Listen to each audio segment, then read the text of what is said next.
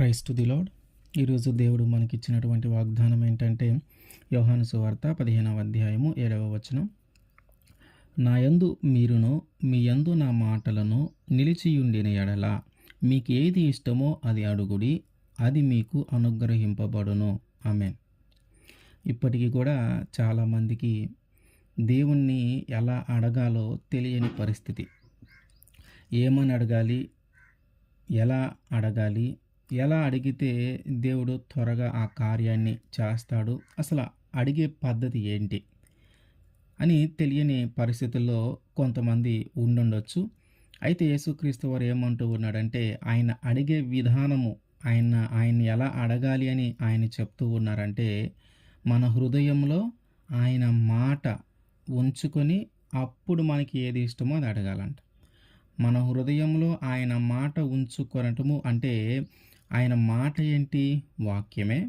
వాక్యమే దేవుడై ఉన్నాడు కనుక మన హృదయంలో దేవుణ్ణి ఉంచి మనము అడగాలి. మన హృదయంలో దేవుడు ఉన్నాడు అంటే, దేవుని మాటలు ఉన్నాయంటే, ఇప్పుడు ఈయన ఏమంటూ ఉన్నాడు? నీకు ఏది ఇష్టమైన అడుగు, నీకు ఏది ఇష్టమైన అడుగు, ఏది ఇష్టమైన అడుగు అన్నప్పుడు మన హృదయంలో దేవుడు ఉంటే, మన హృదయంలో వాక్యం ఉంటే, మన హృదయంలో దేవుని మాటలు ఉంటే మనం ఏం అడుగుతాం? మనకు బాగా ఇష్టమైనది ఏముంటుంది? మన ఆత్మను బలపరిచేవి, ప్రార్థన ఎక్కువసేపు చేయాలని కానీ దేవునికి సంబంధించిన ప్రతిదీ అడుగుతూ ఉంటాం. మన హృదయంలో దేవుని వాక్యం ఉంటే మనకి ఆయన ఏమంటూ ఉన్నాడంటే నీకు ఏది ఇష్టమైన అడుగు. ఎప్పుడు అడగాలి? నీ హృదయంలో దేవుని మాటలు ఉంచి అప్పుడు అడగాల.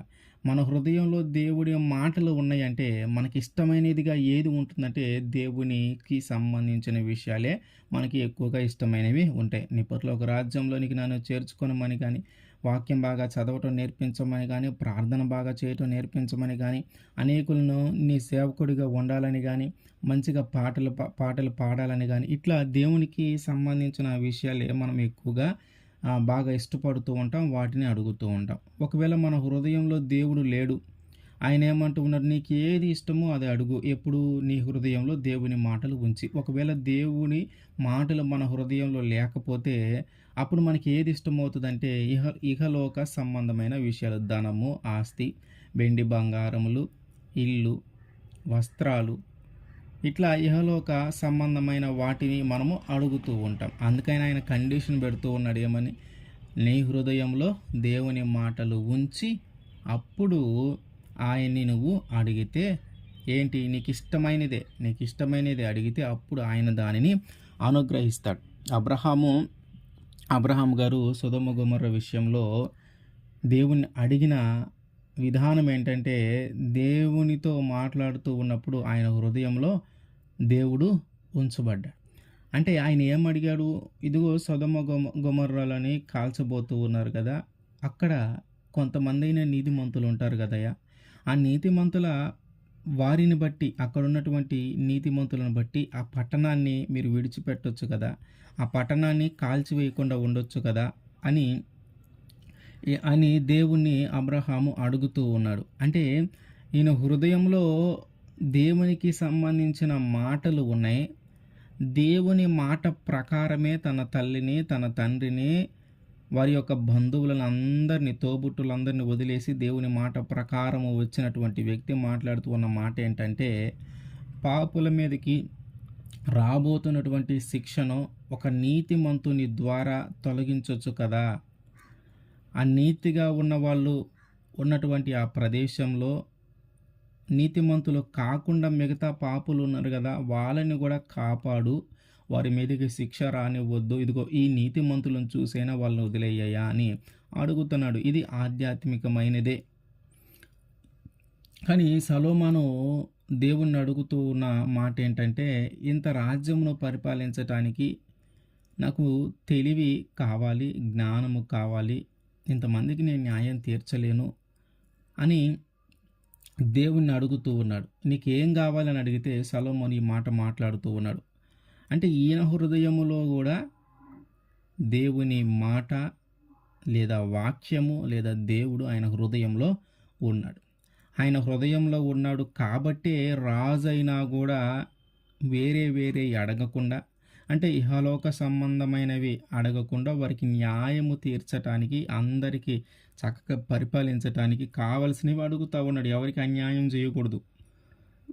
కనుక దేవుడు దానిని చూచి ఇప్పుడేం చేశాడు? ఆయనకి ఇహలోక సంబంధమైనవి ఏవైతే ఉన్నాయో, ధనము గాని, ఆస్తి గాని, వెండి బంగారాలు గాని, మంచి పేరు గాని, ఇవన్నీ కూడా ఆయనకి అనుగ్రహించాడు. అంటే మనము ఆధ్యాత్మికమైన విషయాలే మనం అడుగుతూ ఉంటే, ఇహలోక సంబంధమైన విషయాలు ఎలా జరుగుతాయి?